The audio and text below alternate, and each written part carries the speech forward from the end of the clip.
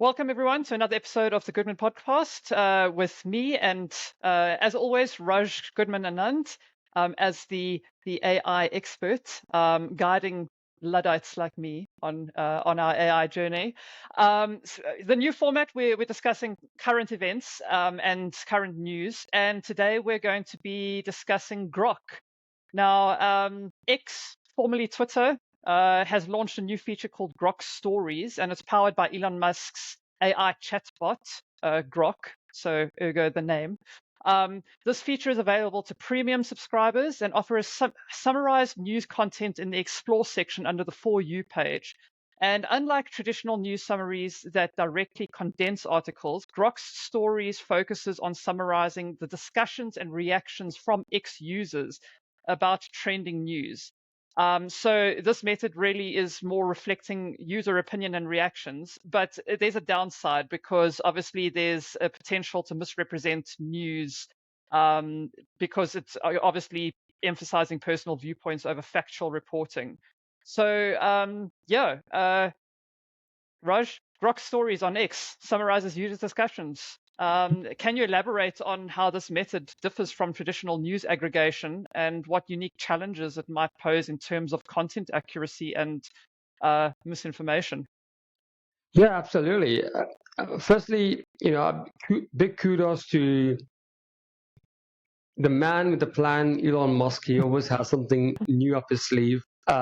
Never a dull moment with him in the ecosystem. This one is an interesting one. So, what he's done is instead of using, obviously, Grok being a part of X and obviously owned by Elon Musk, what they've done is instead of using the normal approach being that you summarize the news article. So you get New York Times, you get Financial Times, you get all these different newspapers, you summarize information from these different sources, you put it out there. Grok's approach is don't care about that. Look at what the people are saying and then summarize that version, which implies that if the people didn't have smart comments about the article, there'll be a challenge. The summary is going to make no sense whatsoever. It might be a bit biased, and that could be a good thing or a bad thing. Now, here's what I'm going to say.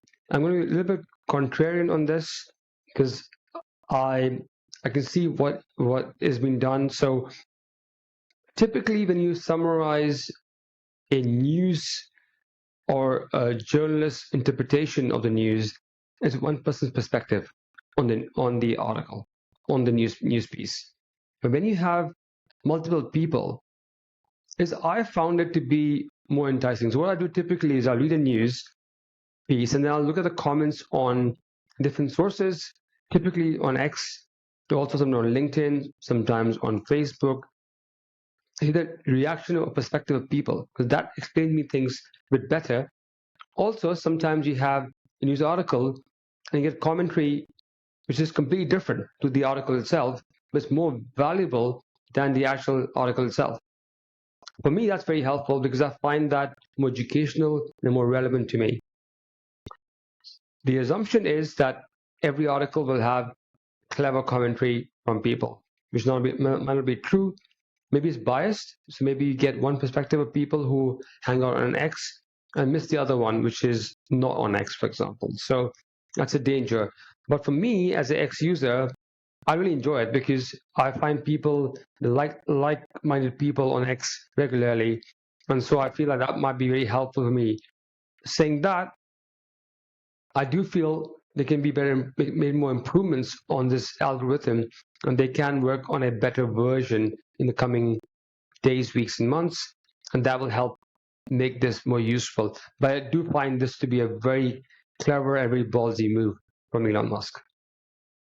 Well, just on the point of the intelligent comments versus the perhaps more kind of opinionated comments.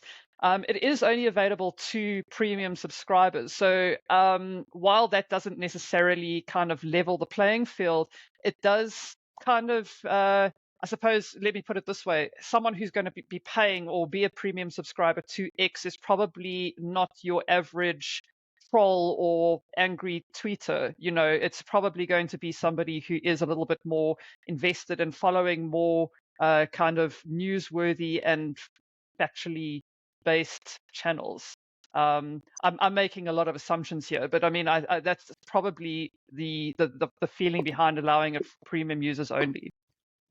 The way I saw that is that premium users can get that feature, but it will still summarize all the comments from all the users for a particular article. That's the way I see it. And that means that obviously this could be the rollout strategy that they're rolling out with people who are a premium user, but over the next months, we all get it. But still summarizes the article based on all the users who are using X. And they are definitely a different category than the normal, the average Joe, for example. X is a specialized platform, but still there are millions of people using it. So it's good and bad, but I just think it's a unique approach to using AI. And for me, this is in line with my style of writing and reading news articles, because I like to get opinions of people as well, to have a holistic approach to any article. Given also because there's a lot of bias by journalists as well nowadays, and that's been well documented across by multiple people, multiple platforms. Mm-hmm. Now, let's chat about the actual summarization.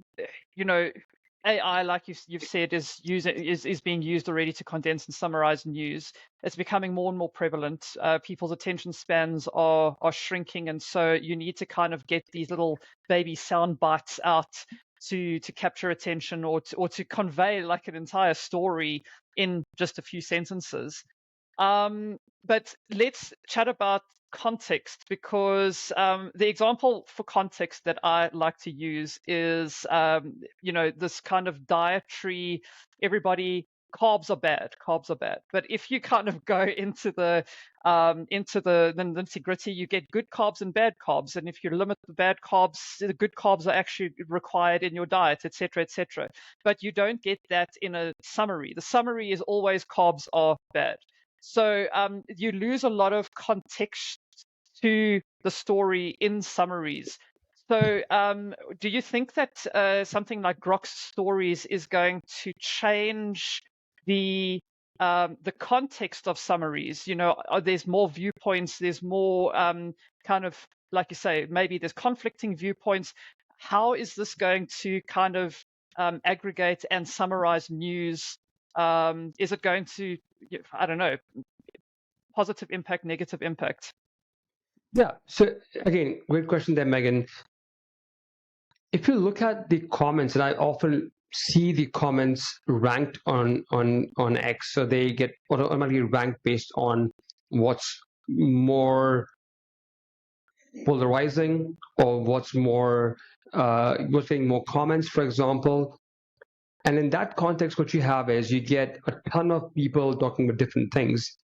Typically, the comments are so many and so diversity covers the whole article, and also chatter about stuff which happened before the article, or maybe the background of the actual content, which is actually very helpful. Because many times you get a piece of article, and something happened somewhere in the world, and it's either really good or really bad, and that's what's happened there. But you don't get the background of it.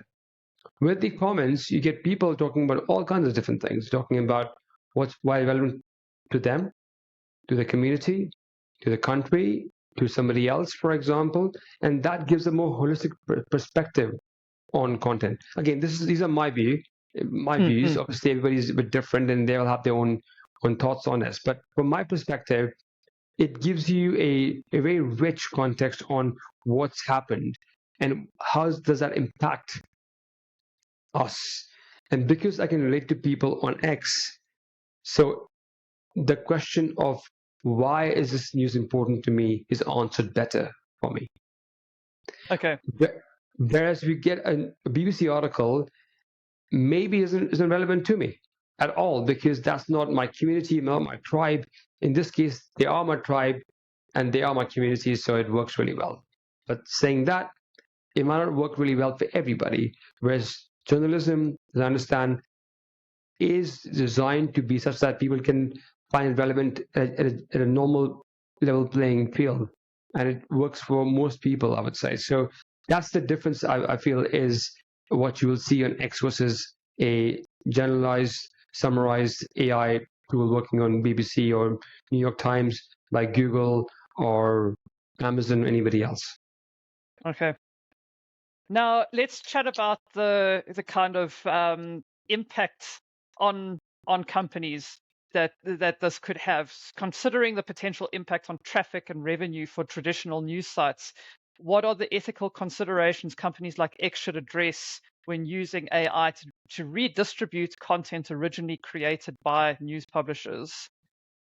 Well, again, a great question. When you have Google summarizing news articles from different sites, or you have, for example, other RSS providers who are doing this summarization, they're summarizing the whole article from a journalist or from a news corporation, which has spent a lot of money with that news, and they summarize that and give you in a bill-sized format.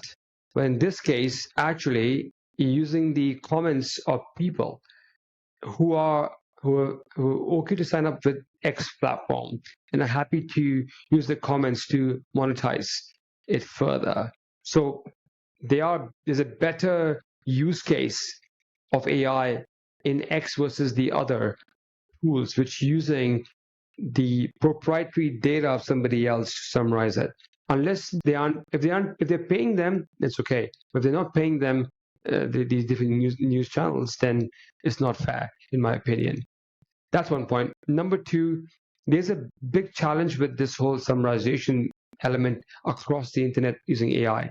We look at all these LLMs, they have consumed this data and summarizing things for you, and some of them don't even give you the source of the information. And that's a real problem.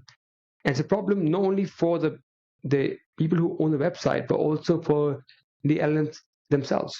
Because in the end, if there's no incentive for people to write content on the website, then they will not create new content. And then how will the AI learn about new opportunities, new knowledge? How will they gain that knowledge? There won't be a source to do so. So it's in the interest of the ecosystem that we have sources in the AI summaries.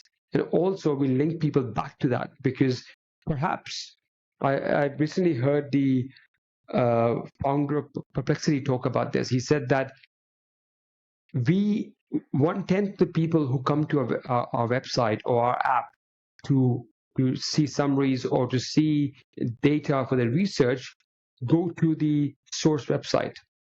But these link back to the source is a much higher level of referral. So they will most likely engage with that website more than from Google or other sources. So there is an opportunity there as well, and will remain there for website owners to create unique content which adds value to the end user. Yeah, awesome. Now, the final question I have, tech journalist Alex Kantrovitz described Grok's method as controversial, and I'm sure that he's not the only one that is describing it as such. In your view, what are the possible long-term effects of AI summarizing user discussions on public understanding of news events? And how can platforms balance innovation using tools like this with responsibility to ensure factual reporting? Well, there are going to be people who will like and dislike everything we do in life, right? So you can't please everybody. And if you don't like what X has done, go somewhere else, right? There's not going to be just one source of information. My feeling is that we need new approaches to use AI for. And the same approach every time by every website is just not useful and is not actually helping with innovation. It's actually stifling innovation in many ways. So for me, this is a clever approach to use AI to not summarize the actual article, but the actual comments or the stuff generated by users, are from the same community of people who are enthusiastic about commenting on different things. What's right, what's wrong? Not too sure. I mean, time shall tell. We'll find out in the coming years what's better. But this is a unique, novel approach to AI summaries. It will gain momentum. People will copy this idea. It's a unique approach. I think many times Facebook content, the actual post you put on Facebook is less interesting than the comments itself. And actually, like to see the comment summary more than I'm going to see the summary of the actual long post which was posted on Facebook, or for example on X, or on other sites. So I think this is a good approach. I feel it's going to take shape in the form of many copycat opportunities, but time shall tell. Cool. I have a bonus random question again in this episode, based on something you've just said about we need to find new ways of employing these AI tools. Now, I've just written a couple of articles recently about human-centered design and human-centered AI, and how we should be putting the user at the center of the issue and developing tools, for the user to tackle a user issue, rather than developing this thing and then trying to find an application for it. Where do you think that Grok and tools like this fall on the scale? Has someone created this thing that can do this cool summary, and they're like, look, we've put all this effort in, now we need to find a place to use it? Or do you think that like you say, I know in your case, you would say yes, but reading comments on the article, or getting a summary of comments, is really a requirement from users? I believe it's a novel use case. It is something which is not a trivial thing to do. But now that it's there, I see that there is an application for it. It's a bit like the Sony Walkman. As a kid, when I first saw Sony Walkman, which basically is an audio cassette, which people of my age and perhaps older might know, is like something there's a tape there, and you put it into your cassette player. You can play the different sides of it. Now, that was only available in big stationary electronics, which you had to like buy, and it was expensive, attach a speaker to it. And then came the Sony Walkman, which made the audio cassettes mobile. Before it came, no one really knew the value of a Walkman. They were like, stupidest idea ever. When you launch it, there were a lot of people who bought it. I remember I bought my first one, yellow in color, and it was literally, you would walk around and be like, what's that? Is that a Walkman? Can I listen to what it is? Because they don't even give a damn about it, because it's so primitive. But that's the thing, the innovation. When it first comes out, the iPod, the iPhone, the smartwatch, you're like, what's the point of that? When you have it in life, you can't let it go. And I think this is also going to be one of those things where now that's out there, it's out in the open, people will copy it. Okay, good answer. Putting on the spot, and good answer. No problem at all. No problem at all. Thanks, Raj. Listeners and viewers, let us know what you think. Pop some comments down below. We'd love to get involved and respond to you. And while you're down there, don't forget to subscribe. So hit subscribe here on YouTube, or wherever you grab your podcasts, and we'll see you in the next episode. Thanks, Raj. Thank you, Megan.